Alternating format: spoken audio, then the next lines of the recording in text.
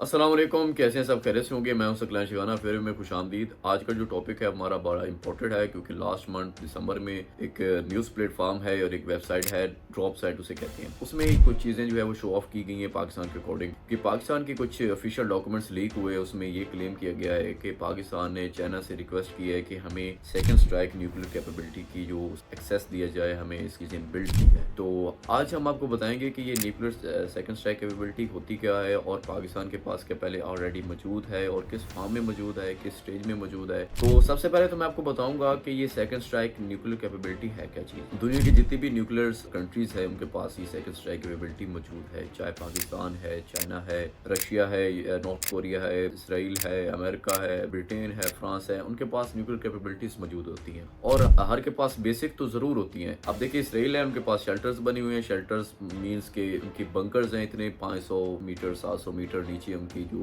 Acids हैं strike करने के लिए, मिसाइल के एसिड्स हैं, न्यूक्लियर मिसाइल्स हैं, तो उनकी शेल्टर्स में है। तो दूसरी हम एग्जांपल देखें सोवियत यूनियन की, तो उनका भी एक बहुत बड़ा जदीद न्यूक्लियर सेकंड स्ट्राइक के लिए इंतजाम किए गए हैं, हर कंट्री के हैं। तो मजीद मैं आपको डीपली इसमें एक्सप्लेन करूँ कि न्यूक्लियर रिटेलिएशन कैसे होती है। देखिए, जब कोई कंट्री किसी न्यूक्लियर कंट्री पे न्यूक्लियर स्ट्राइक कर दे, तो वो कंट्री अगर फुल डैमेज हो जाए, फुल ऐसी चीजें उनकी खत्म हो जाएं, जो उनके वेपन्स एसेट्स होते हैं, वेपन्स डिपोर्ट होते हैं, अगर वो फुली मैस कंट्री में खत्म हो जाए, तो उनके पास क्या चीजें होती हैं जो उसको रिटेलिएशन या अपनी डेटर्स को कायम करने के लिए कर सकती हैं। देखिए, इसमें 3 स्टेजेस होते हैं न्यूक्लियर सेकंड स्ट्राइक के लिए। फर्स्ट स्टेज होता है वो लैंड का होता है। लैंड में ये चीज होती है कि आपका जो बंकर्स बनाए जाते हैं उसके लिए 500 से 700 मीटर जो है वो डीपली होते हैं जमीन में, कि अगर वहां पे अटैक हो भी जाए न्यूक्लियर, तो वो उस बंकर्स के जरिए आप रिटेलिएशन कर सकते हैं दूसरी कंट्री पे।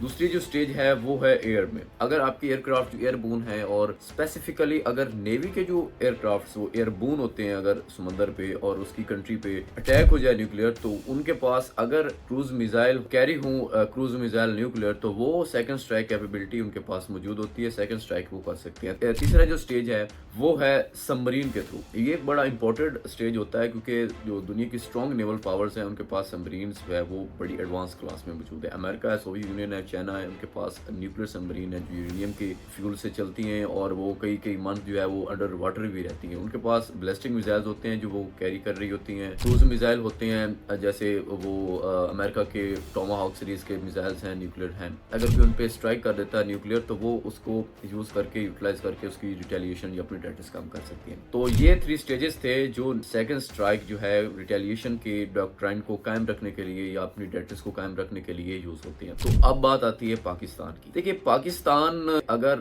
ये डॉक्यूमेंट्स को हम रियल भी मान लें, तो क्या पाकिस्तान के पास ऑलरेडी मौजूद है, और मौजूद है भी सही, तो पाकिस्तान चाइना से क्या एक्सेस लेने के लिए रिक्वेस्ट कर रहा है? इसका एनालिसिस ये होगा कि पाकिस्तान के पास एक चीज जो है वो मौजूद है न्यूक्लियर रिटेलिएशन की। तो पहले मैं आपको बताता हूँ कि पाकिस्तान उनसे रिक्वेस्ट अगर करेगा भी तो किस चीज के लिए करेगा। देखिए, पाकिस्तान जो है वो रिक्वेस्ट करेगा लैंड के लिए, क्योंकि पाकिस्तान के पास कुछ रिपोर्ट्स के मुताबिक ऐसी चीजों की जरूरत है जो अंडरग्राउंड बंकर्स में उनकी स्ट्राइक करने के लिए जो कैपेबिलिटी है बनाने के लिए रिक्वेस्ट की होगी, जो ये डॉक्यूमेंट्स जो हैं वो क्लेम करते हैं। उसके लिए 500 से 700 मीटर नीचे गहराई में डीपली न्यूक्लियर मिसाइल को डिप्लॉय किया जाता है सेकंड स्ट्राइक रिटेलिएशन के लिए। ये बहुत इमरजेंसी की सूरत हाल होती है इसमें। पाकिस्तान के पास जो चीज है इस टाइम जो एग्जिस्ट करती है रिटेलिएशन के लिए, वो है मैरीन के थ्रू।